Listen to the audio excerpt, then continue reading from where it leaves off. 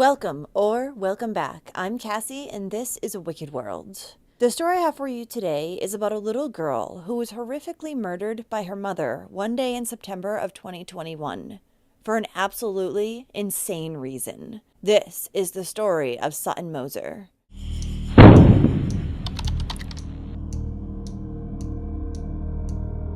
Sutton Moser was born on September 14, 2018, to her mother, Justine Johnson. The 3-year-old was said to be sweet, very smart. She loved My Little Pony, could count to 30, and knew all of her colors. Despite Sutton's mother, Justine, having her own apartment, the two had recently been staying at Justine's parents' house on 5477 Cedar Lake Road in Oscoda Township, Michigan. Justine's 2 younger brothers also lived there. At the time, she had moved back in with them so that she could get some assistance in helping care for Sutton. On September 16th, Sutton's uncle, Neslie Johnson, would leave for work around 2:30 in the afternoon, and when he did, everything seemed normal. However, when he returned back from his work shift around 3:30, 4 o'clock in the morning on September 17th, neither Justine or Sutton were anywhere to be seen. Neslie asked his younger brother, who was just 17 at the time, where Sutton was, but he said he didn't know.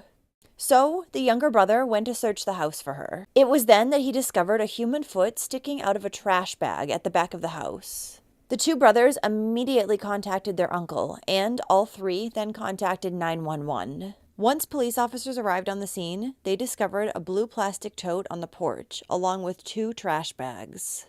One of the bags had a child's foot sticking out of it, and an officer would touch that foot and discover that it was cold. Once the trash bag was opened up, little Sutton's body was discovered. She had been wrapped in the comforter and then placed in the bag alongside a bloodied pair of jeans. A black sweatshirt would also be found at the bottom of the tote.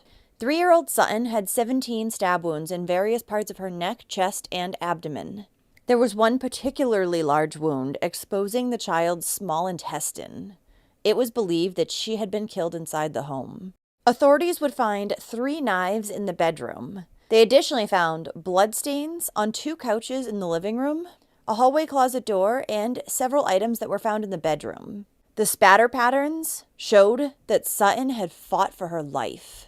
As part of their investigation, police also accessed Justine's apartment, where they would find blood on the floor and the bathtub, though they never stated whose blood this was.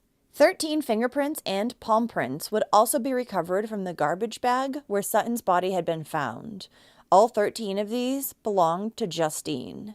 On top of that, officers came across a bloody palm print that was on one of the living room walls, and this was determined to belong to Sutton.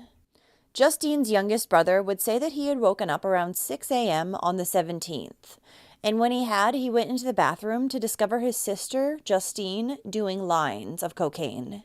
When he asked her where Sutton was, she told him to mind his own effing business. But according to him, that was just her normal response, so he didn't ask any further questions. Shortly after their encounter, Justine exited the house and approached a red car that was parked at the store across the street. The brother said she returned back home for a little while before she then again left. He also took off around this time, going to the beach and returning back home around 10 p.m. When he returned back home, no one was there, but he didn't suspect that anything was wrong. There had been surveillance video that was taken near the family's home, and it showed Justine leaving the house at 3:23 p.m.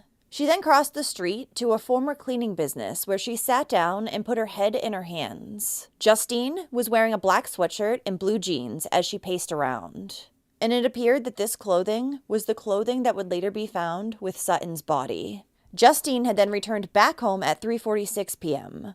Only minutes later, at 3:55 p.m., she then exited the house again and began walking southbound on the shoulder of Cedar Lake Road.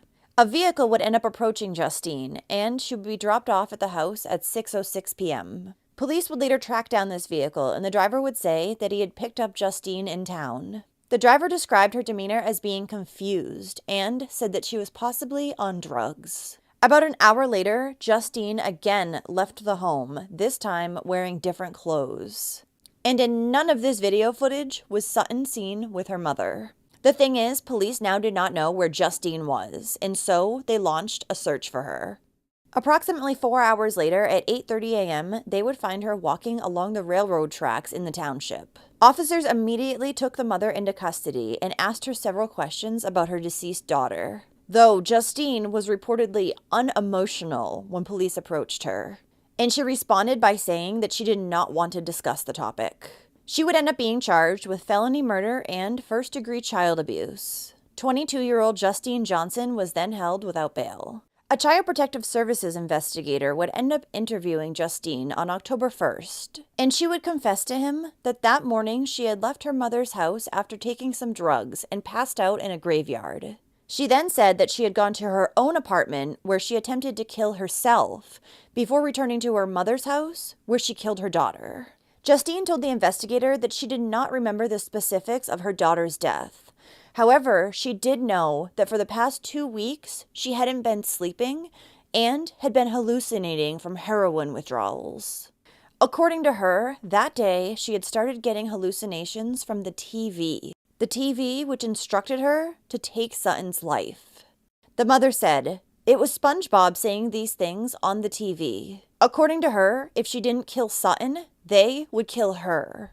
Justine said that she was afraid for her life and lost her mind. Hallucinations or not, if something told me or someone told me to kill my child or they would kill me, then go ahead, take me. And I know most parents would say the exact same thing, so that doesn't make sense, in my opinion. Now, according to Justine's mother, Elisa Johnson, her daughter was being portrayed as someone that she was not. She said that Justine loved Sutton with all her heart and would never let anyone hurt her. Alyssa, who believed that her daughter was innocent, said, "I want a fair investigation for my child. I want my granddaughter to have the proper justice." In March of 2023, Justine would plead guilty to her charges in relation to the murder of her 3-year-old daughter, Sutton. She was then sentenced to life without the possibility of parole.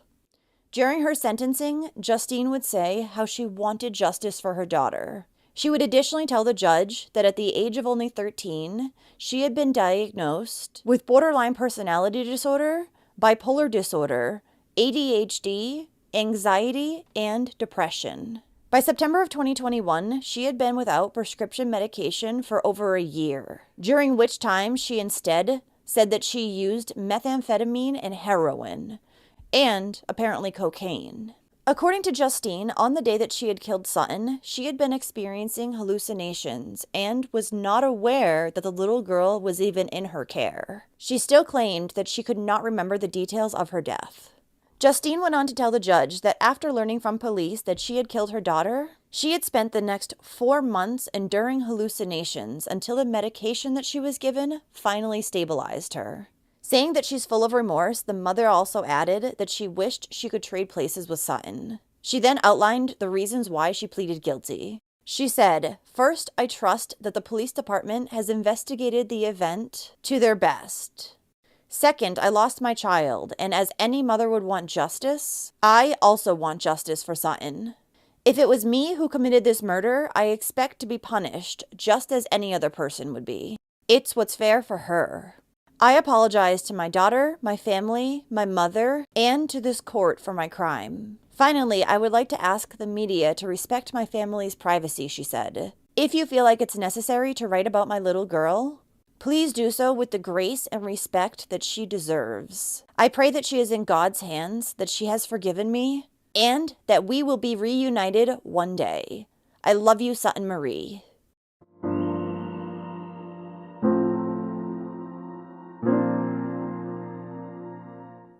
Well, thank you for listening to Sutton's story today. In my opinion, there is more to this than just Justine hallucinating. Because even if she was hallucinating from drug withdrawal or drug use, you don't just kill your child because someone, especially SpongeBob, tells you to. Poor little Sutton must have been so scared when her mother just one day violently attacked and ended her life. It's horrific. So if you like true crime and you want to hear it from me, then don't forget to hit that subscribe button below and turn on your notifications too, so you'll know when I upload a new video, which is at least 3 times every single week. Thanks for watching A Wicked World today. Until next time, take care guys. Bye. Thank you to all the patrons of A Wicked World. Now, there's even more of A Wicked World on Patreon. So check it out at patreon.com/awickedworld or use the Patreon app. You'll have access to exclusive videos each month and more. Any support truly helps to make sure the victims never get forgotten and to highlight the shortcomings of society associated with each case. Do you have a suggestion for a case you'd like to see me cover? If so, send me an email at awickedworldtruecrime@gmail.com.